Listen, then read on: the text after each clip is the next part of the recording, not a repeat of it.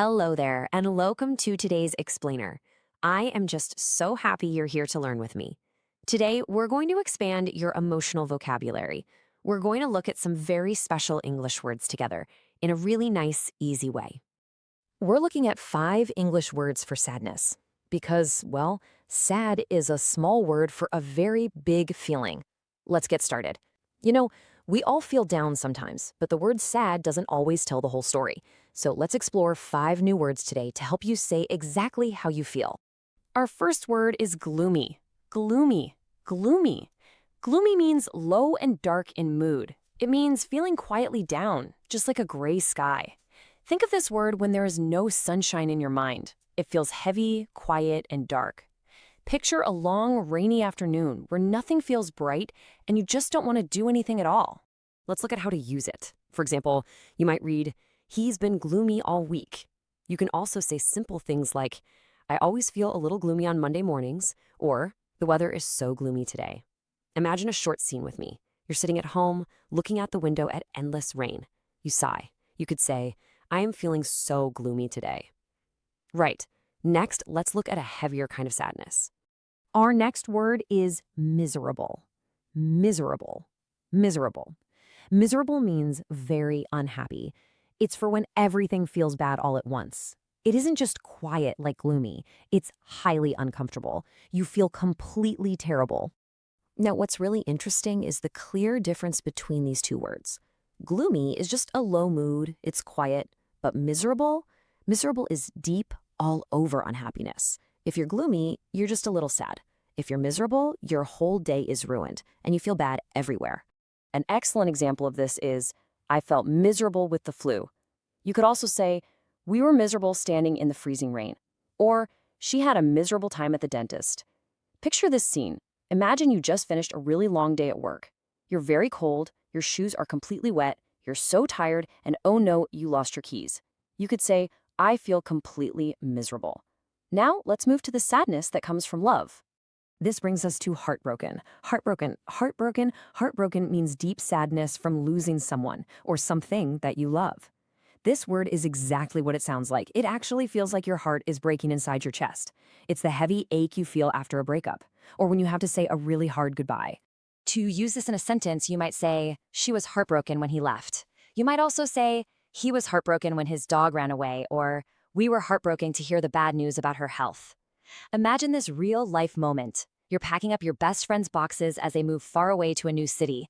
You hug them one last time. You could say, "I am absolutely heartbroken." This is the sadness of loss. And now let's see the strongest word of them all.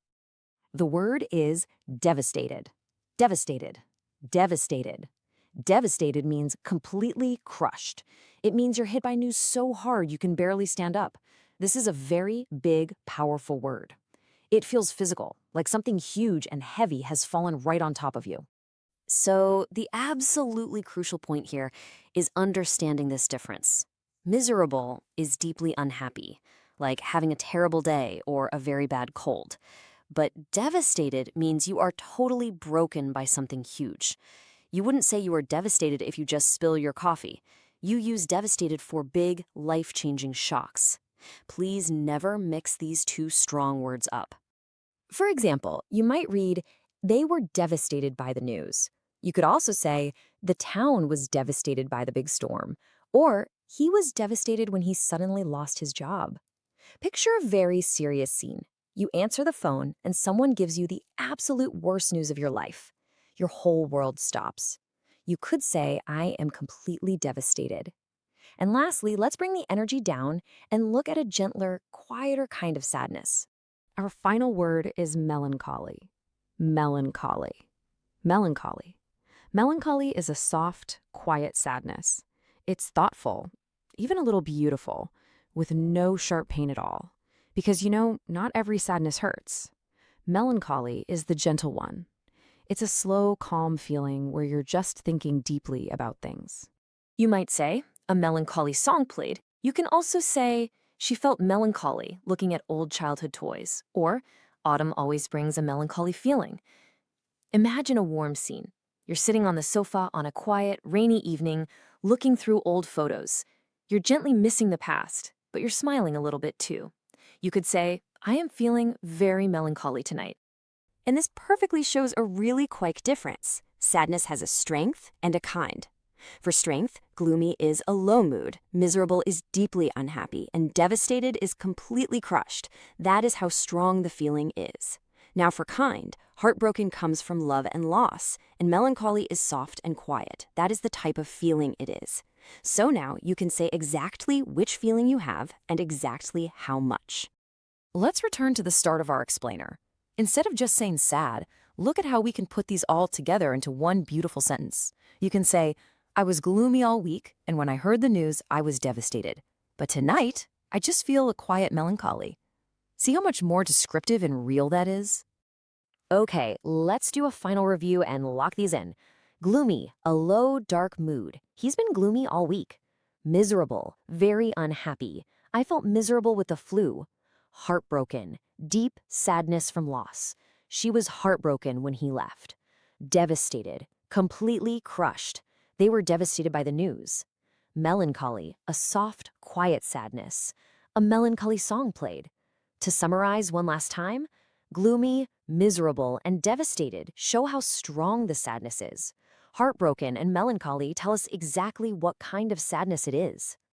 Now, how can you remember all of this? Well, shadow this explainer. That means you should say every word and sentence out loud right after me.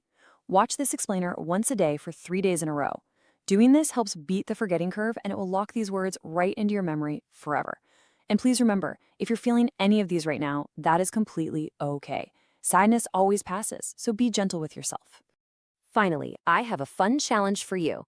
In the comments below, tell me what song makes you feel a little melancholy.